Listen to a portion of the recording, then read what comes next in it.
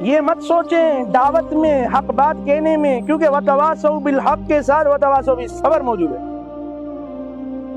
آپ کہو میں حق بات بھی کہوں اور میری مخالفت بھی کوئی نہ کرے، سارے میرے معتقد ہوں، تو وتواصوا بالصبر اللہ نہیں لگتا۔ آپ حق بات کہو گے، حق بات جب بیان کرو گے تو اس کے مقابلے میں آپ کے سامنے مقابل ہوں گے اور آپ کو تکلیف بھی دیں گے۔ جب تکلیف دیں تو وتواصوا بالصبر کا، اور تکلیف یقینی ہے، یہ ممکن نہیں آپ حق بات کرو اور آپ کے سامنے کوئی نہ آئے۔ ہمارے حضرت سید تاج محمد امروٹی رحمت اللہ علیہ کے پاس ایک شخص آیا اور کہنے لگا حضرت میں فلاں گاؤں والی مسجد کے اندر ہوں، پھر میں سارے گاؤں والے سارے خوش ہیں۔ پھر چند مہینے کے بعد گئے، پھر میں حضرت میں وہیں اسی مسجد میں ہوں، پھر میں لوگوں کا کیا حال ہے، گاؤں والوں کا سارے خوش ہیں، میں چھوڑ دو مسجد۔ حضرت سارے خوش ہیں، پھر میں حق بات نہیں کہتے اس لیے خوش ہیں، حق بات کہو گے چند مخالف بنیں گے، آپ اپنی زبان کو بند رکھو سارے آپ سے بنے رہیں گے۔ اور ہمیں یہی فکر رہتی ہے بس سارے ہمارے معتقد ہوں، بس ہمیں چاہنے والے ہوں، مخالفت کوئی نہ کرے، مخالفت کرے یعنی میں غلط ہوں۔ تو اللہ تعالیٰ کی مخالفت کی، مشکات شریف کی روایت ہے، اللہ تعالیٰ نے فرمایا اولاد آدم مجھے جھٹلاتی ہے، مجھے تکلیف دیتی ہے، میری بدگوئی کرتی ہے، شتمہ کے لفظ ہیں، میری بدگوئی کرتی ہے، مجھے برا بلا بولتی ہے۔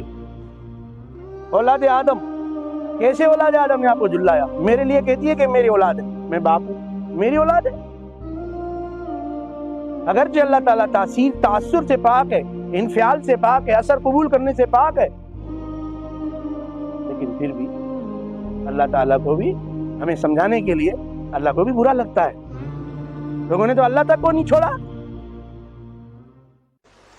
تو وتواصوا بالحق کے بعد وتواصوا بالصبر، یہ جو چار چیزیں انسان کے لیے ضروری، دو کا تعلق انسان کی انفرادیت اور لوازم سے، دو کا متعدی تعددی سے، یعنی یہ کہ یہ چیز ہوگی، آپ بھول جائیں کہ میں حق بات کہوں اور کوئی مجھے کچھ نہ بولے، میری مخالفت نہ ہو۔ حق بات شروع سے لے کر آخر تک، عقائد سے لے کر سیاست تک، تمام جزیات کے اندر بولا جاتا ہے۔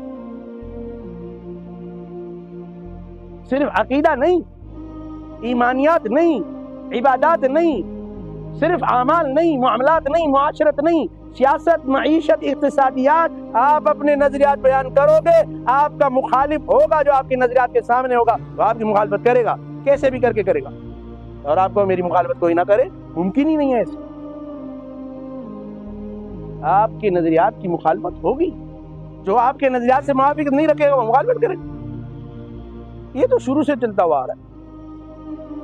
تو وتواصوا بالحق کے بعد وتواصوا بالصبر کا، تو یہ اشارہ تھا کہ حق بات کہو گے تو مخالفت تو ہوگی، لیکن لا یخافون لومۃ لائم، یہ اللہ تعالیٰ نے اہل ایمان کی صفت بیان فرمائی، وہ ملامت کرنے والوں کی ملامت کا خوف نہیں کرتے، کیونکہ ان کا مقصود اللہ کی رضا ہے، اللہ کو راضی کرنا ہے۔